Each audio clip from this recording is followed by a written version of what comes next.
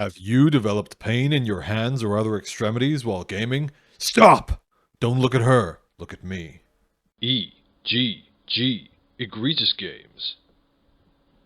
Back in 2014, I developed a pretty serious repetitive strain injury in my right hand from working with a keyboard and mouse.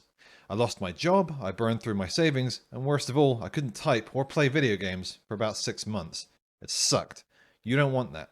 So I'm here to give you advice and some exercises to make sure that doesn't happen to you. And if you're already suffering some hand pain while playing games, these tips and exercises should help you get back to gaming quicker. Disclaimer, I am not a physiotherapist. A lot of this advice comes from physiotherapists I've seen over the years, but if you're getting real pain, then talk to a physio. By all means, talk to them about the ideas I've discussed in the video, show them what exercises have worked for you, but do not use this as a substitution for seeing a real doctor. If you're just interested in the exercises, just click to jump straight to those. Prevention. When people start getting hand pain, they naturally focus on the hands. It seems intuitive. I used my hands a lot, I developed RSI, right? Well, yes, but that's looking at the small picture. Our body is meant to strengthen and adapt from damage. After all, going to the gym makes us stronger. Why would hands be any different? Well, 3 reasons, and first off is the obvious one. Rest and recovery. We need enough time to rest and recover between use of our hands, and if we're constantly using them, we can injure muscles, tendons, and cartilage. The same is true of exercise, and it's true here. Take a rest. When you feel your hands aching and your back aching, don't just power through. That's when strains happen and when the worst damage happens. Stand up and move around, even if it's just for a minute or two. Then sit back down and keep playing. Let's be real, most of us won't do the recommended 5 minutes every hour, so a lot of us will give up on it entirely, but don't let perfection be the enemy of good. When you remember, do just a little bit, because it's better to do a little bit than none at all. And your hands will thank you, and you'll definitely regret it if your hands get messed up and you can't play the cool new video game. Diet. Your body can't rebuild if it doesn't have the right building blocks. And unfortunately, our cheap diets often consist of nothing but empty carbohydrates. To repair our muscles, we need protein. And to repair tendons and cartilage, we need collagen. These days, we don't really eat the gristle and tendons in meat unless you're eating a lot of tendon soup. Let's be real, it's nasty. I could list all the foods high in collagen, but honestly, just buy some collagen powder, drink it, or don't. But your body can't repair anything with gamer fuel and potato chips. Grab some pepperoni or protein shake or something, I don't know. The rest of your body. Chances are, if you're feeling pain in your hands, you blame your hands. But if you have an imbalance here, it's going to pull on the rest of your body. If you've got tight hamstrings from sitting down all day, you're going to hunch forward. If you're arching your neck forwards all the time, that's going to pull on the shoulders. All of these problems set you up to be vulnerable to RSI. So if you then use your hands a lot with these problems, they'll be under more strain than usual and you will develop hand problems. But you need to look at everything else as well, not just the hands. The gym. So I really recommend you go to the gym, work out in general. That said, when at the gym, be reasonable. I found that extremes tend to worsen things. So going for lots of highly repetitive movements at the exact same piece of equipment can be bad. Try to vary it up. I've also found that extremely heavy weights relative to your personal strength for very low numbers of reps can be bad. When I was doing sets of 5 or less at very heavy weights, my physiotherapist advised me to lower the weights a bit and increase the number of reps. This could work for you as well. Do what you want. If you've got no problems, then fine. I'm just telling you what's worked for me and what my physiotherapist has advised me. I think one of the key takeaways is variation. So you can do your 5x5 sets, or you can do your sets of 5, but try to vary up the rep ranges a bit. Give your muscles a break from going through the exact same motions in the exact same way. Try some different motions or at different rep ranges or weights. Your body will thank you, and in the long term, it can be great for your gains. If you have no existing problems, you can get away with a lot more. But if you started to develop these pains and strains, that's when you might want to start thinking about reining in your more extreme activities and workouts just a tiny bit. Often injuries happen when you were just about to leave the gym, but you want to do just one more set, one more workout when you're most tired. I understand the drive to push through the pain, but experience has taught me that it's just never worth it. Better to keep working out regularly than to push yourself too hard and then have to take weeks or months off because of an injury. It's just not worth it in my experience. Fatalism. I see a lot of fatalism in the gaming community. Especially if you've already developed an issue, it can be tempting to say, oh well, it's a problem now, I might as well live with it. No, it can always get worse and it can always get better. Face that shit and start working through it. A lot of these problems and letting them fester is rooted in negative mindsets, indolence and fatalism. For a lot of gamers, gaming is all they have and they're willing to neglect physical health.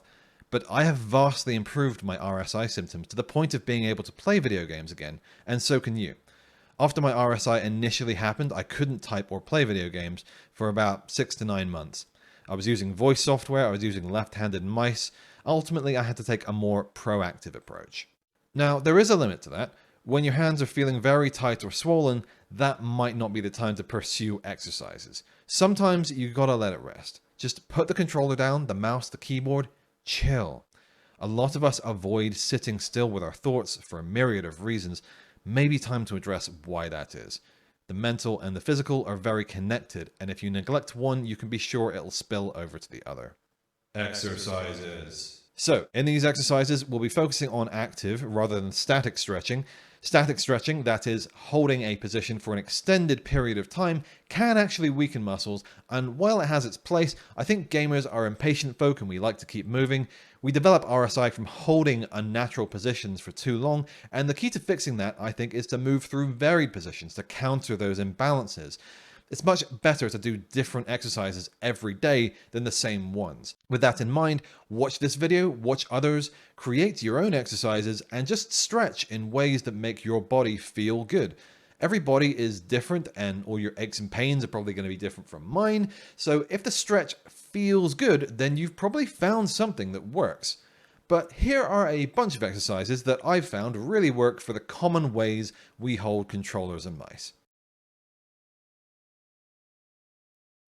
So in this one, you're just stretching the arm out and then extending the palm and fingers down as far as you can. You can look towards the arm for a milder stretch, or you can look away for a slightly stronger stretch.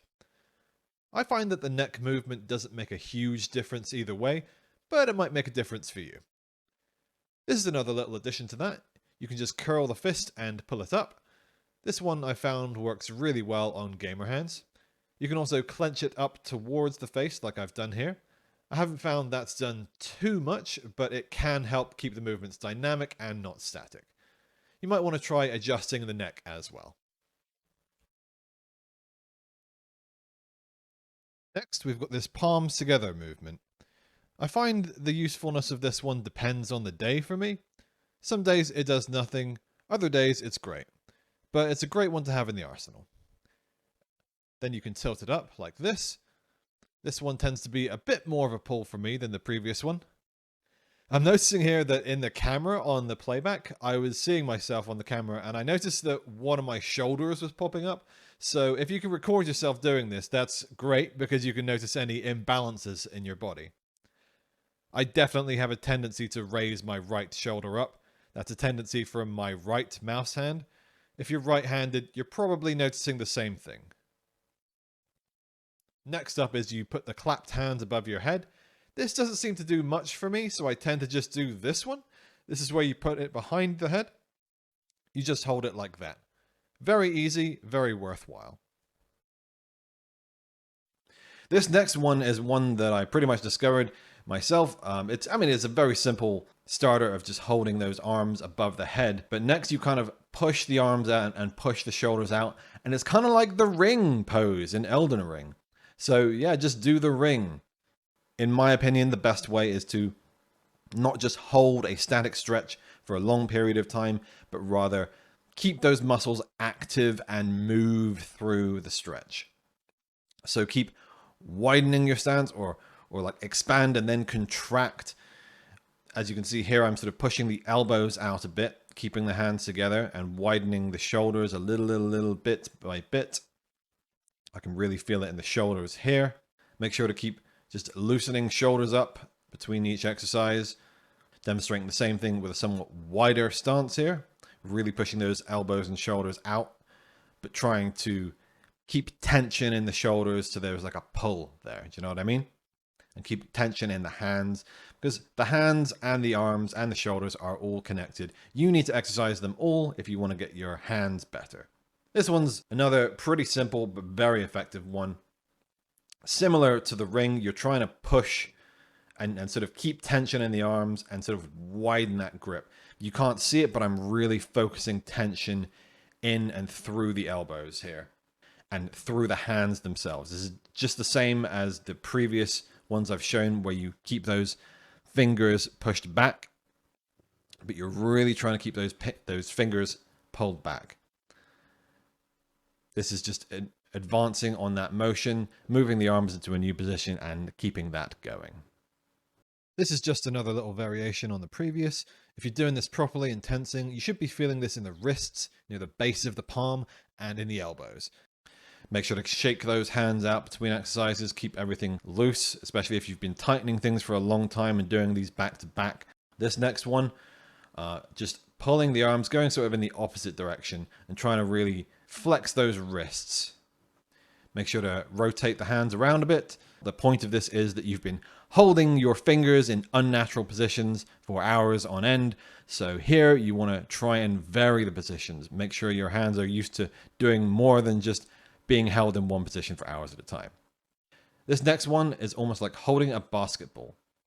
You're just going to want to stretch those fingers out first. Get them all nicely stretched out. Try and pull them back. You can use your hands to pull them back a little bit if you want. As you can see here, this is the same as one of the previous exercises, but I'm just showing you that you can pull these fingers back to give it a little bit more pull, a little bit more stretch. This is the basketball exercise. You're trying to imagine you're holding a basketball, really trying to stretch those fingers out as if you're trying to hold a basketball with one hand. And you just want to grip. You can't see it, but I'm gripping and tensing through those fingers. You can also try varying the finger width as before, as with all the other exercises. Try to vary the hand position, finger position to sort of get a different stretch in there, get the muscles used to other movements, and just keep everything active. I'm sort of pulling the fingers in and back now, trying to just sort of curl the fingers. And this is one I found recently that seems to really help, especially on the left hand. If you're playing on a gamepad, you're pressing down and holding the analog stick forward in this very unnatural position for a long time with that thumb. This seems to really help untighten that thumb after long sessions. Be very careful with this one that you don't overstretch it. As with all of these ones that get a good pull through the arm, do not overstress it. Hold it for as long as you feel comfortable. You know, push it for a little bit and then let it go. Do it on both hands, but I do find as a gamer this one seems to really help me on the left hand specifically. But you want to keep those arms in balance, so do practice these on both hands just to keep everything in alignment. Finally, this is one that I've come up with myself. In this one, you're basically pulling the fingers of the bottom hand using the top hand in sort of a curling, rotating motion. And by gripping very closely like this and then pulling in this rotating way, it feels like the kind of knuckles of the finger and then the elbow is getting a nice little pull. This works really well, I've found. See, I'm doing it on the other side now. This one might take some trying to sort of see what I'm doing here. You're going to have to take my word for it. Just stand up and try it out now. Like, get your fingers intertwined and locked together. And then with your upper hand, you just want to grip with those fingers until you feel a tension and a flex through the fingers and the wrist of the other hand. Once you start to feel this, do it for a few seconds and then swap sides. This is just a simple chin tuck. This is for those of you that tend to slouch and peer down at your computers. I really recommend, if you don't, getting a monitor stand. If you don't and your monitor is lower than your head, you're going to be doing a lot of these to make up for it. But either way, a lot of people tend to benefit from this one. So pull that neck back, pull that chin in, and then do the same in reverse. Push that chin out. You'll look stupid, but who gives a fuck? Now this one is really just clenching the fists, but you want to clench them as hard as you can.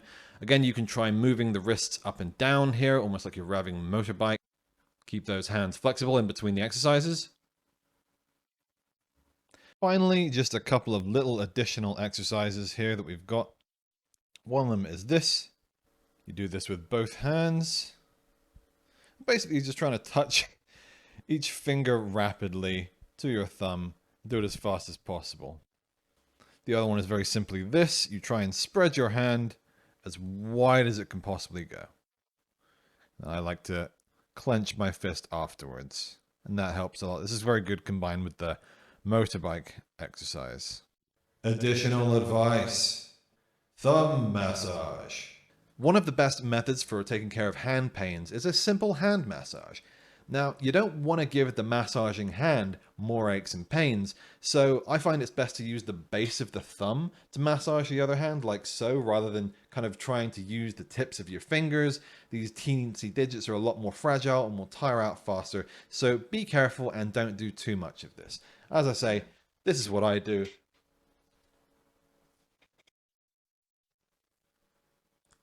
And you can really just use the base of the thumb like this. Tennis ball. The ordinary tennis ball, or lacrosse ball, is an invaluable tool for all kinds of aches and pains. Lie on a mat on the ground or up against a wall and use it to massage tender spots that you otherwise wouldn't be able to reach. There are also auto massagers that do something similar and might work better for you, but they are about 40 quid on Amazon, and I would always recommend the tennis ball first. Foam rollers didn't work for me, but plenty of people swear by them. Peripherals. Try to get a vertical mouse like this. I actually dual wield these, so that if my right hand gets tired, I can swap to the left, or vice versa.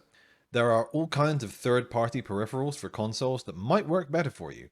I actually like the design of the Wiimote and Nunchuck because they allow you to move your arms around independently like this.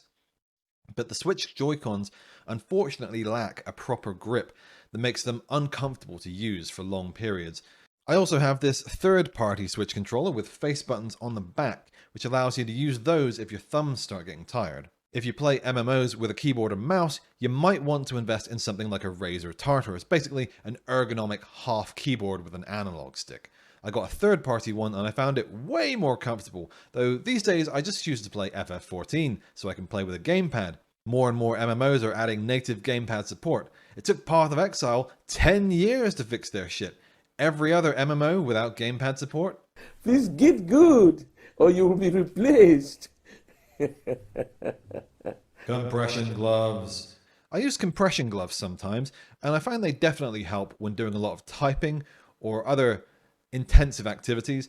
They can become a bit of a crutch though. They are not a replacement for exercises and fixing the problem. Enough said. I find they are best used as a preventative measure while typing or gaming and then taken off soon after, so that you don't just numb yourself. Voice and eye software. If your hands are really bad, as mine were when I first developed RSI, you might want to try voice recognition software. You train these with your voice, and when you use them enough, they actually work really well for most things. But expect it to fix a lot of little details and expect a steep setup period. There's also webcam software to control your mouse using your eyes. Definitely an extreme measure, but helps a lot. I'm not going to tell you which software to download and which brands to buy because A, I'm not getting paid by any of you motherfuckers, and B, the best solutions are constantly changing, and if I told you to download X or Y, this video would be out of date in a year, so do your own research. Therapy putty. I've also got this therapy putty, which can be useful for some exercises. I found it moderately useful, but I have a friend who swears that this stuff fixes RSI in a few months. For me, the problem is that using these really focuses on just the fingers and hands, and I think it's better to include the whole body, the neck, arms, and shoulders in particular. But if your problem is relatively mild, this might help, and you can use it while just sitting at your desk while thinking about problems, so it's very useful in that sense. Gaming chair. Getting a good gaming or office chair, one that supports your realistic use of your computer and supports your back in the way you need it to. There's no point committing to a super upright chair if you occasionally like to just slouch back and watch YouTube videos. It won't support your back. For most people, a gaming or office chair will work as a good in-between. But if you're sitting in a jank old chair where the lift is gone, it will affect your whole body. Monitor stand. Get one. If you're poor like my 20-year-old self, use a sturdy cardboard box or something. It's jank, but it's better than nothing. Final thoughts. I made this video largely to document everything that's worked for me, so I know it's been long, but hopefully it's comprehensive and helps others. I've time-stamped everything so you can jump back and just watch the exercises, or remind yourself if that helps. My RSI has improved drastically now, to the point where I can play games again, but it's an ongoing battle and something I need to stay vigilant about. So if you guys have any more tips or exercises that have helped you, please drop them down in the comments below, and if you like gaming content in general, well, welcome! I'm an indie game dev who also talks about games. This is my channel. Click subscribe if you liked this and want to see more. Other than that, thank you for watching and have yourself a great rest of your day.